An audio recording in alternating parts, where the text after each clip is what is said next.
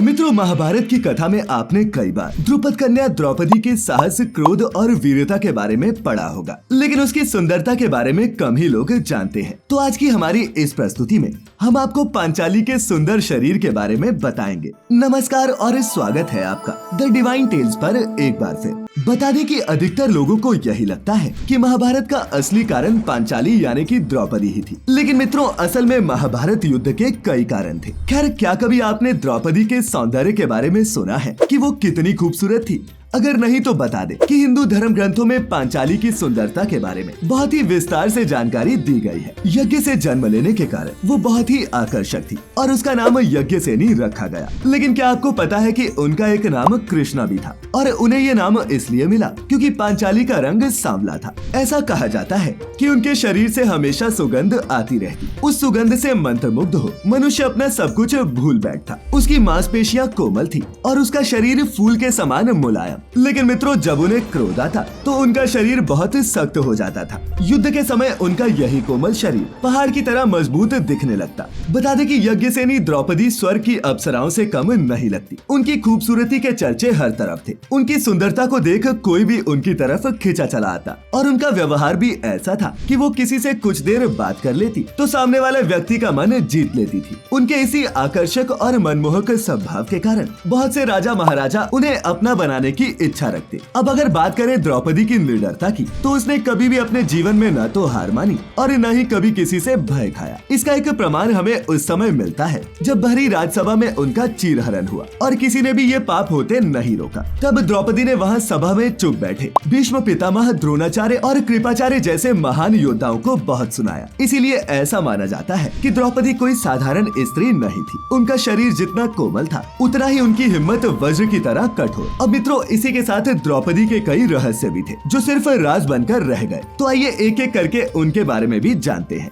पांडवों की वित्त मंत्री। मित्रों, आपको जानकर आश्चर्य होगा कि द्रौपदी ही इंद्रप्रस्थ नगर की वित्त मंत्री थी। पांडवों की सारी संपत्ति का लेखा जोखा पांचाली ही करती थी। महाभारत के अनुसार द्रौपदी सत्यभामा को बताती है कि जिस समय युधिष्ठिर इंद्रप्रस्थ में रहकर इस धरती का पालन करते थे, तब उनके साथ हर यात्रा में 1,00,000 घोड़े और 1,00,000 हाथी रहा करते और उनकी गिनती वो ही रखती। इसके साथ ही आर्य और बाकी सभी पांडवों की आय और बचत का जो भी लेखा जोखा होता वो भी द्रौपदी ही रखती थी। और तो और राज्य के खजाने और धन के भंडार सभी का खाता, इसका ध्यान भी द्रौपदी ही रखती।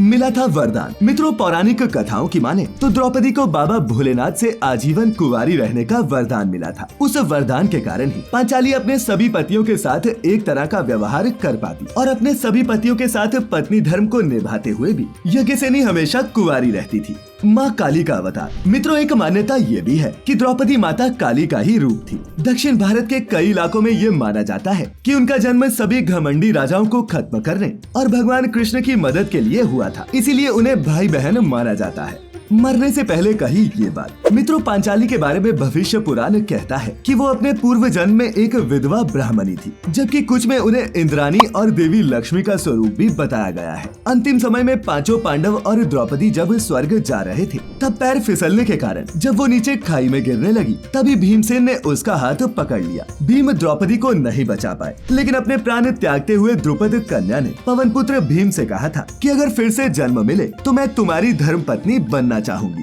रखी थी ये शर्त। मित्रों, जब द्रौपदी के सामने पांडवों ने विवाह का प्रस्ताव रखा तो उन्होंने शादी के लिए एक अनोखी शर्त रखी। उन्होंने सीधे तौर पर ये कह दिया कि वो इस विवाह के लिए तैयार है, लेकिन वो अपने गृहस्थ जीवन की वस्तुएं किसी भी अन्य महिला के साथ नहीं बांटेंगी। पांडवों ने भी उनकी ये शर्त मान ली और उनके बीच विवाह हो गया।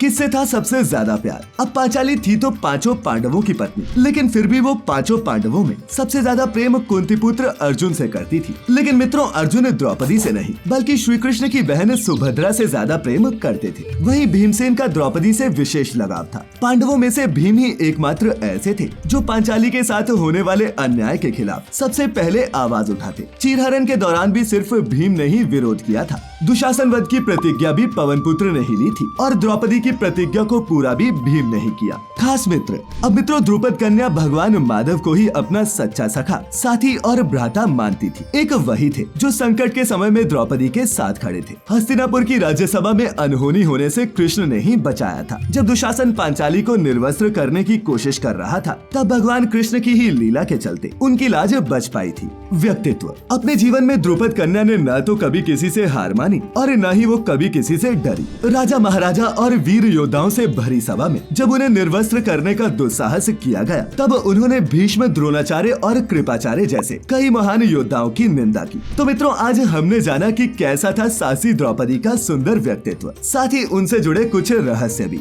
तो आज की ये प्रस्तुति अगर आपको अच्छी लगी हो तो इसे अपने मित्रों, रिश्तेदारों के साथ भी साझा जरूर करें और ऐसी सभी वीडियोस के लिए देखते रहें द डिवाइन टेल्स। तो फिलहाल आज के लिए बस इतना ही। अब इजाजत दें। आपका बहुत बहुत शुक्रिया।